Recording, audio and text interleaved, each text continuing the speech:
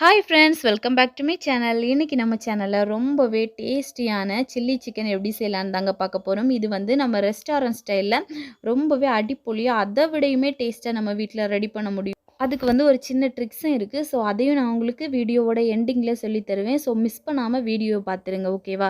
இது வந்து பரோட்டா, சாதம் எதுக்கு வேணால் நீங்கள் சாப்பிட்லாம். அவ்வளோ டேஸ்டியாக இருக்கும், அவ்வளோ மணமாகவும் இருக்கும். இப்போ வாங்க இது எப்படி செய்யலாம் அப்படிங்கிறத பார்க்கலாம். ஃபஸ்ட்டு வந்து ஒரு பவுல் எடுத்துக்கோங்க. இந்த பவுலில் வந்து கரெக்டான மெஷர்மெண்ட் எடுத்துக்கோங்க. நான் 1/2 கிலோ சிக்கனுக்கு தான் கரெக்டான மெஷர்மெண்ட் எடுத்திருக்கேன். இப்போ வந்து சோயா சாஸ் சேர்க்க போகிறோம். இது வந்து சோயா சாஸோட மூடிய அளவு தான் நான் எடுத்திருக்கேன். 1 1/2 மூடி அளவு. நீங்கள் வந்து ஸ்பூன் அளவு எடுத்தீங்கன்னா 1 1/2 ஸ்பூன் அளவுக்கு சேர்த்துக்கோங்க. சேர்த்துட்டு நம்ம வந்து முட்டையோட வெள்ளை சேர்க்க போகிறோம். மஞ்சள் நம்மளுக்கு தேவை கிடையாது. அதனால முட்டையோட வெள்ளைக்கரு மட்டும் சேர்த்துக்கோங்க. ஒரு முட்டை தான் 1/2 கிலோ சிக்கனுக்கு நம்மளுக்கு கரெக்டானதாக இருக்கும். இப்போ வந்து நம்ம சேர்த்தாச்சு. சேர்த்ததுக்கப்புறமா இதில் வந்து ஒரு முக்கியமான இன்க்ரீடியன்ட்ஸ் சேர்க்க போகிறோம். இது என்ன அப்படின்னு பார்த்தீங்கன்னா மைதா மாவு. மைதா மாவு 2 டேபிள் ஸ்பூன் அளவுக்கு சேர்த்துக்கோங்க. உங்கள்கிட்ட மைதா மாவு இல்லை அப்படின்னா நீங்கள் வந்துட்டு கோதுமை மாவு கூட சேர்க்கலாம். அது உங்களோட இஷ்டம்தான். சேர்த்தாச்சு. சேர்த்ததுக்கப்புறமா நம்ம காரத்துக்காக நான் வந்து பெப்பர் பொடி எடுத்திருக்கேன். நல்ல மிளகுத்தூள். இது வந்து 1 1/2 டேபிள் ஸ்பூன் சேர்த்துக்கோங்க. இல்லை 1 டேபிள் ஸ்பூன் அளவு கூட நீங்கள் சேர்க்கலாம். உங்களுக்கு காரம் எவ்வளோ வேணுமோ அவ்வளோ.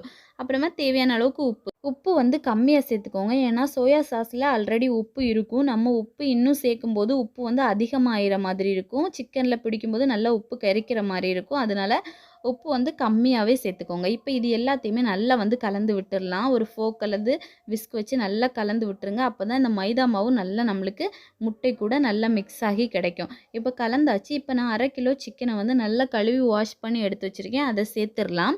சிக்கனில் வந்து முள் இல்லாத பீஸாக எடுத்துக்கோங்க. ரெஸ்டாரண்ட்ல எல்லாம் நம்ம சில்லி சிக்கன் பண்ணும்போது முள் இல்லாத பீசஸை தான் எடுத்திருப்பாங்க. நம்மளும் அதை மாதிரி சேர்த்துக்கலாம். இப்போ சேர்த்துட்டு நல்லா வந்து இந்த மாவு கூடையெல்லாம் நல்லா வந்து மிக்ஸ் பண்ணி எடுத்துக்கோங்க. இப்போ பாருங்கள் நல்லா வந்து மிக்ஸ் பண்ணிகிட்டு இருக்கோம். நல்லா ஃபுல்லாக எல்லா இடத்துலையும் நல்லா படணும். அந்த அளவுக்கு மிக்ஸ் பண்ணி கலந்து வச்சுக்கோங்க. இப்போ வந்து கடைசியாக நம்ம இதில் ஒரு முக்கியமான ஐட்டம் சேர்க்க போகிறோம். என்ன அப்படின்னு பார்த்தீங்கன்னா ஒரு 1 1/2 அல்லது 2 டேபிள் ஸ்பூன் அளவுக்கு கார்ன்ஃப்ளவர் சேர்த்துக்கோங்க. இந்த கார்ன்ஃப்ளவர் சேர்க்கும்போது தான் நம்மளுக்கு இந்த சிக்கனோட வெளியும் நல்லா கிறிஸ்பினஸோடையும் உள்ளேயும் நல்லா வந்து நம்ம கலந்து வச்சுருக்க பேட்டர் எல்லாம் உள்ளே நல்லா படுற மாதிரி நம்மளுக்கு கிடைக்கும். அதனால் நீங்கள் இந்த மாதிரி நல்லா கலந்தெடுத்து ஒரு 30 நிமிஷத்துக்கு இதை ஊற விட்டுருங்க, 1/2 மணி நேரத்துக்கு. இப்போ வந்து நல்லா ஊறிட்டு அந்த டைமில் நம்ம வந்து கடாய் எடுத்து ஸ்டவ்வில் வச்சுட்டு அதில் 4 டேபிள் ஸ்பூன் அளவுக்கு நார்மலான ரிஃபைண்ட் ஆயில் சேர்த்துக்கோங்க. அப்புறமா ஒரு 2 அல்லது 3 டேபிள் ஸ்பூன் அளவுக்கு தேங்காய் எண்ணெய் சேர்த்துக்கோங்க. இப்படி சேர்க்கும்போது தான் நம்மளுக்கு சிக்கன் வந்து ரொம்ப டேஸ்ட்டாக இருக்கும். அதனால் இந்த ஒரு டிப்ஸையும் நீங்கள் மறந்துடாதீங்க. 4 டேபிள் ஸ்பூன் அளவுக்கு நம்ம வந்து நார்மல் ஆயில் சேர்த்தா ஒரு 2 டேபிள் ஸ்பூன் அளவுக்கு நம்ம தேங்காய் எண்ணெய் சேர்க்க போகிறோம். இப்போ சேர்த்துட்டு நம்ம இதை பொரிச்சு எடுத்துகிற போகிறோம். டீப் ஃப்ரை பண்ணிடண்டா, லைட்டாக ஃப்ரை பண்ணால் போதும். 3/4 பாகம் வெந்தால் போதும். மிச்சம் இருக்கக்கூடிய 1/4 பாகத்தை நம்ம அதுக்கப்புறமா வேக வச்சு எடுத்துடலாம். இப்போ பாருங்கள் நல்லா எல்லாத்தையுமே ஒரே வாட்டி நம்ம போட்டு பொரிச்சு எடுத்துக்க போகிறோம். ஒரே பேட்சாக எனக்கு முடிஞ்சிடும். அதனால் இந்த மாதிரி நம்ம போட்டு பொரிச்சு எடுத்துடலாம். இப்போ பாருங்கள் ஒரு பக்கம் நல்லா வெந்துருச்சு. இப்போ நம்ம இதை திருப்பி போட்டுடலாம். நல்லா வந்து ப்ரௌனிஷ் கலரில் வேகணும் அப்படிங்கிறது அவசியம் கிடையாது. லைட்டாக வெந்தால் போதும். உடனே நீங்கள் திருப்பி போட்டுடலாம். லோ ஃப்ளேமில் வச்சு வேக வைங்க.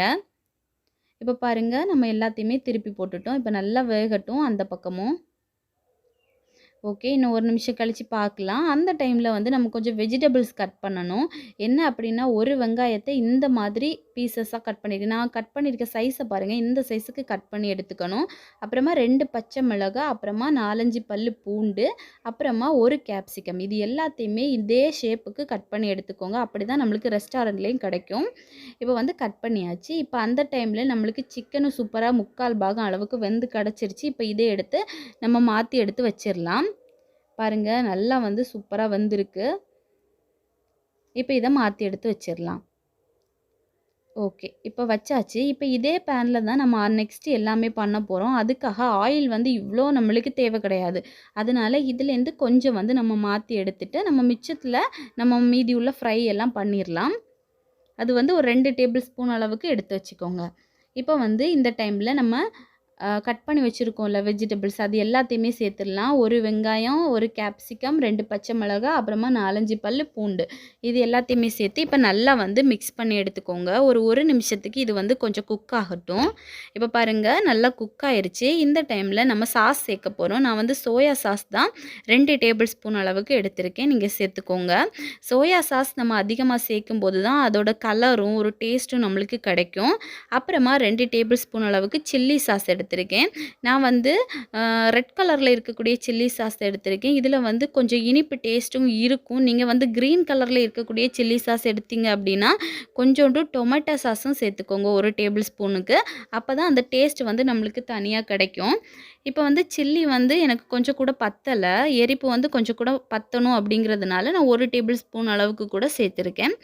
மொத்தமாக 3 டேபிள் ஸ்பூன் அளவுக்கு சில்லி சாஸு, 2 டேபிள் ஸ்பூன் அளவுக்கு சோயா சாஸு இவ்வளோ சேர்த்துட்டு இப்போ நல்லா வந்து கலந்துருங்க. நீங்கள் சோயா சாஸ் எடுக்கும்போது டார்க் சோயா சாஸாக எடுத்துக்கோங்க. அப்போ தான் நல்ல ஒரு கலர் கொடுக்கும். இப்போ பாருங்கள் ஒரு 5 நிமிஷம் நல்லா குக் ஆகிட்டு அதுக்கப்புறமா நம்ம இதில் வந்து 1 கப் அளவுக்கு தண்ணி சேர்த்துருக்கோம். இப்போ வந்து இதில் தேவையான அளவுக்கு உப்பு சேர்த்துக்கோங்க. நான் வீடியோ எடுக்கும்போது வந்து அது மிஸ் ஆயிருச்சு. ஸோ தேவையான அளவுக்கு கொஞ்சோண்டு பாருங்கள் லைட்டாக ஒரு கொதி வந்துருச்சு. நம்ம வந்து இதில் பொரிச்சு வச்சக்கூடிய அந்த சிக்கனை சேர்த்தாச்சு. சேர்த்துட்டு இப்போ இதையும் இது கூட நல்லா வந்து வேக விடுங்க. அந்த கால் பாகமும் இதில் நல்லா வெந்துடணும். ஒரு 5 நிமிஷமாவது நல்லா வேகணும். இப்போ இந்த டைமில் நம்ம வந்து இதில் கொஞ்சோண்டு பெப்பர் பொடி சேர்க்க போகிறோம். எதுக்காகனா காரம் கொஞ்சம் அதிகமாக இருந்தால் இன்னமும் நல்ல ஒரு டேஸ்ட் கொடுக்கும். அதுக்காக பெப்பர் பொடி ஒரு 2 டேபிள் ஸ்பூன் இல்லைனா 1 டேபிள் ஸ்பூன் அளவு கூட நீங்கள் சேர்க்கலாம். இப்போ வந்து இது 5 நிமிஷம் நல்லா வேகட்டும். அந்த டைமில் நம்ம இதில் ஒரு முக்கியமான விஷயம் சேர்க்க போகிறோம். அதுக்காக ஒரு பவுலில் வந்துட்டு ஒரு 1½ டேபிள் ஸ்பூன் அளவுக்கு கார்ன்ஃப்ளவர் மாவு எடுத்துக்கோங்க. எடுத்துட்டு ஒரு 1/2 கப் அளவுக்கு தண்ணி சேர்த்துக்கோங்க. தண்ணி சேர்த்துட்டு இப்போ இதை நம்ம வந்து நல்லா மிக்ஸ் பண்ணிடலாம். இந்த மாதிரி நல்லா கரைச்சி எடுத்து வச்சுக்கோங்க. அப்போ தான் நம்ம அந்த கிரேவி கூட சேர்க்கும்போது நம்மளுக்கு கட்டி பிடிக்காமல் இருக்கும். இப்போ பாருங்கள் நம்ம நல்லா வந்து மிக்ஸ் பண்ணியாச்சு.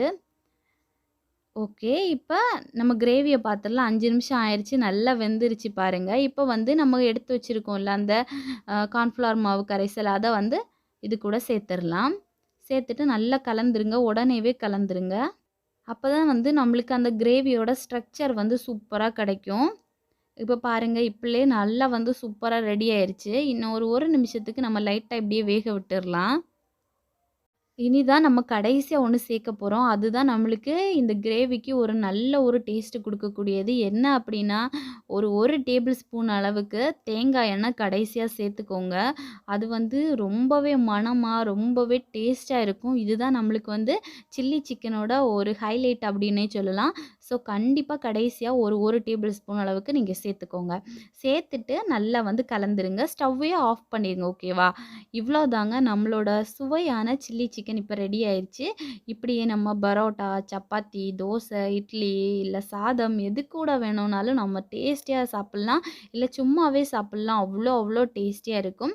ஸோ கண்டிப்பாக நீங்கள் எல்லாருமே இதை உங்கள் வீட்டில் ட்ரை பண்ணி பாருங்கள். ட்ரை பண்ணி பார்த்துட்டு எப்படி இருந்துச்சுன்னு மறக்காமல் கமெண்ட் பண்ணுங்கள். லைக் பண்ணுங்கள், ஷேர் பண்ணுங்கள். தேங்க்யூ.